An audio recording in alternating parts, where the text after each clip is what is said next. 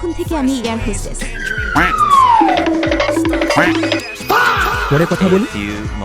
আমি তো গাড়ি দাঁড় করিয়ে রেখেছিলাম। এই শোনো শোনো, এদিকে আসো।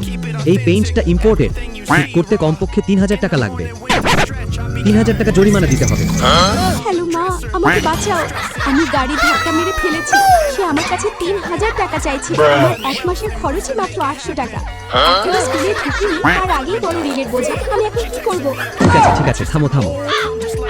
রাধিকা সেকেন্ড ইয়ারের স্টুডেন্ট, আমিও সেকেন্ড ইয়ারে। চলো হোয়াটসঅ্যাপে অ্যাড করি, যখন টাকা হবে তখন দিও। ওয়াও, ওটাই তো হৃদয়। ওকে আমাদের কলেজের সবচেয়ে কিউট বয় মনে করা হয়। দেখতেও সুন্দর, আবার পরিবারেরও অনেক টাকা। ইস, যদি ওর হোয়াটসঅ্যাপে অ্যাড হতে পারতাম। ও হাসছে। গতকালের নোটটা আমি কপি করব।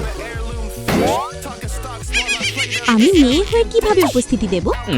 1000 টাকা কমে যাবে। Radhika. Yes sir. Hriday. Yes sir. গতকালের নোটটা আমি কপি করব।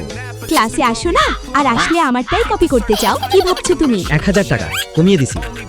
এই নাও, আরো আছে, সব নিয়ে নাও।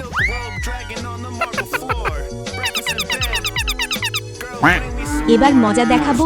1 2 3। রাধিকা ভুলে যেও না, তুমি এখনো আমার কাছে ঋণী।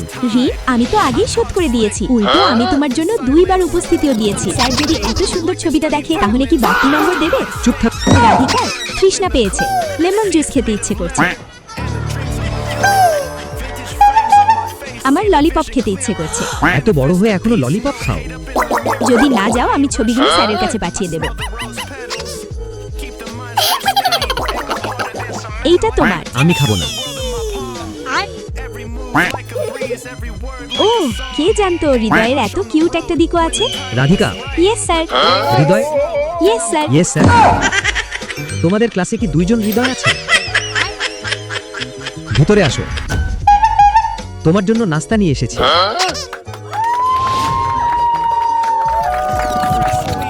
চুপ থাকো সবাই।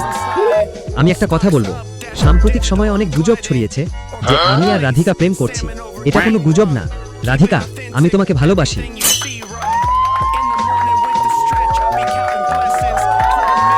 আমি সবাইকে মিষ্টি খাওয়াবো।